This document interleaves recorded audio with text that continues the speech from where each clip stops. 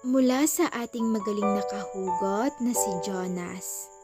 Sabi nila pag madalas na di nagkita, nawawala yung feeling nyo sa isa't isa.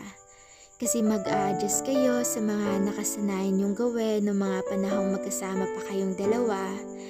Eto rin daw ang kadalasan yung dahilan kung bakit yung isa ay nagsawa na.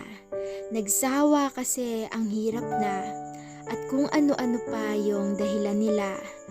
Pero para sa akin, hindi ka makakaramdam ng sawa kung totoong nagmamahal ka. Di mo gagawing reason yung malayo siya kaya nagsawa ka. Hindi ka magsasawa kung wala kang iba. Walang iba na nagpapasaya sa'yo habang wala siya. Kung mahal mo talaga siya, kakayanin mo yung pagsubok sa inyong dalawa. Kung nahihirapan ka, isipin mo rin sana na nahihirapan din siya. Huwag niyong hayaang sirain ng distansya ang relasyong binuo niyong dalawa. Ipagpatuloy niyo lang yung nasimulan niyo na.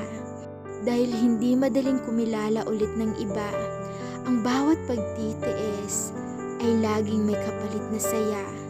Baka kayo pinaglayo muna ni tadhana para malaman kung yung nararamdaman niyo ba ay tunay o pansamantala. Wala nang mas masasaya pa pag nagkita ulit kayong dalawa. Nagkakahiyaan ulit kayo sa isa't isa na para bang bumalik kayo ulit sa simula. Pero ngayon ay mas matatag na.